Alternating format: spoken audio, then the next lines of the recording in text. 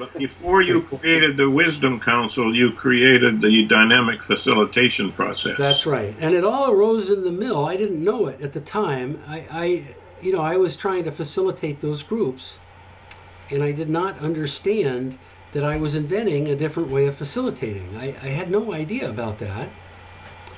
But it worked, and, if you may remember, we had a presentation, I think it was in 81 or 82, to management about what this, like we wanted to do sort of a quality circle kind of thing.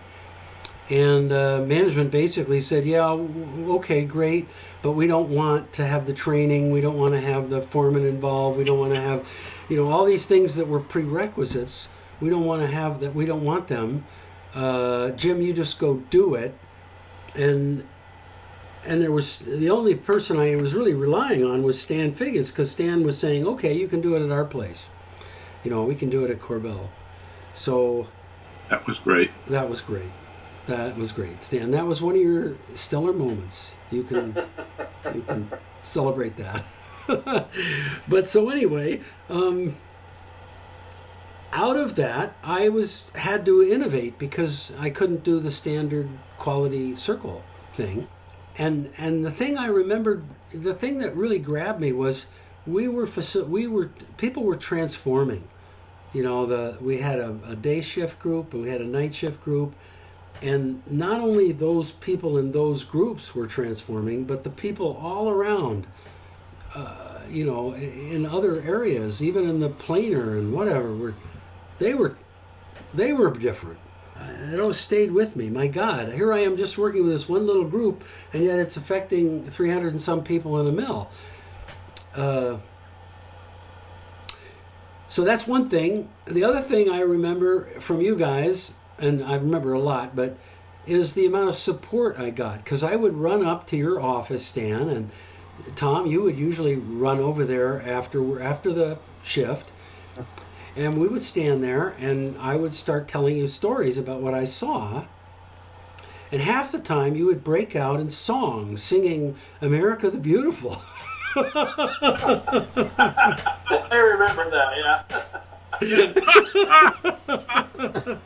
Were you singing, Tom? No, I don't think so. Tell me you sing. Well, he was giving us a speech, and I started.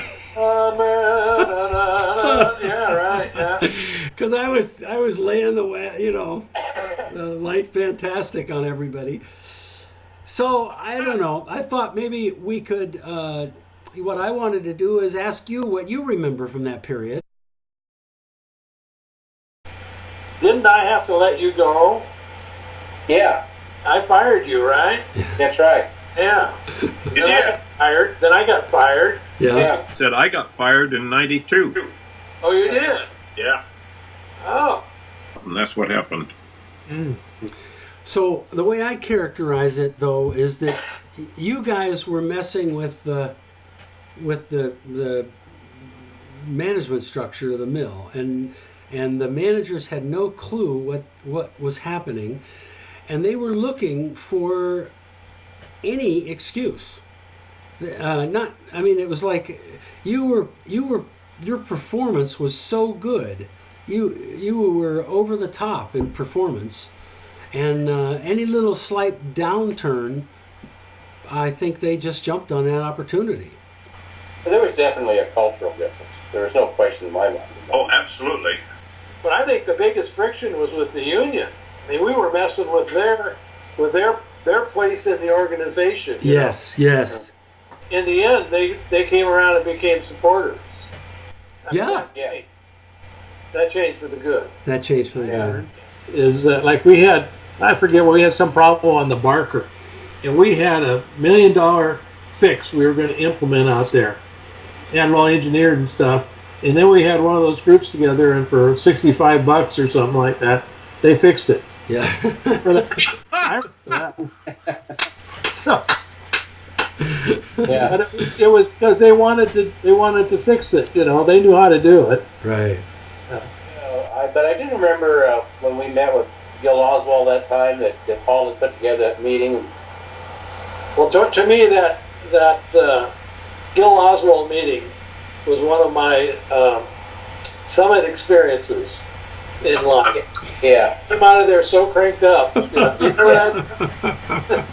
Yeah, we were really excited. We thought we had come up with something new, and he was behind us 100%. So he went back to Shelton and quit. Yeah. That's right. We did. We had him. It felt like we had turned a tanker. You know, the one thing is, there's a couple things that highlights that I remember. Go ahead, When I Tom. first started, particularly before Stan came, I spent, I don't know, 2 to 3 days a week at the negotiating table with petty grievances, right? Yep. I mean, it was just one day after another day. And then at the end of that duration, we were hardly at the negotiating table. Yeah. Zero. That was one of the biggest, and I tell that story all the time. Huh. You know, and you can point to little incidences here and there, but the perspective was the tide had changed and people were really working together and trying to solve it. So that was the real culture change. That's right. I mean, that was a militant union, and you're right. We were two to 3 days a week doing union business. That's right. It's very expensive, yeah. And then the fact that people were working together. But I think from an operations perspective, that who knows how much money you could have claimed on a better methods project than that, and management time and employee time, and because we never counted that. Well, and people were taking responsibility for problems that were occurring and figuring, it could be better, and they felt empowered to be able to do something about it, rather than just go home and kick the dog or complain to the wife, Mm-hmm. Wife. Yeah. I think that's a really good point, because I think that a lot of people did that. They really changed their home life because of what was happening in the mill.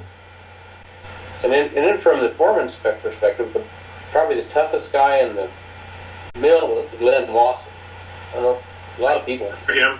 didn't cross him because he had a reputation, an old reputation of just putting you on the ground and hurt. And he was kind of quite a tough guy in his early days. But Glenn became a champion of that program. He did. And really worked with people, and in his homespun way, he was a different kind of a guy, but he really stepped up to the plate and bought into it, which really shocked me. Well, there was a lot of dissension between that supervisor and the planer mill group. Actually, it's the folks that did the banding and things, and that all went away too. I remember they had been a year where the foremen were not involved, and then there was this kind of coming home to Jesus meeting where it was like, well, do we want to go ahead, or are we going to keep doing this, or are the foremen going to get involved, or what? And I remember talking to Glenn about it. I remember him breaking into tears. He just started crying because he just said, I just had no idea that these people were like that. And well, it changed Korbel forever, and I suspect it still is changing. we had a lucky deal there, and you three guys symbolize it for me, all three of you. You were kind of, Paul and Stan kind of held the umbrella of protection that allowed this wild stuff to happen. Yeah. And it was a time of experimentation.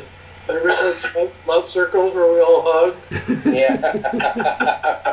I'm not sure that went over well.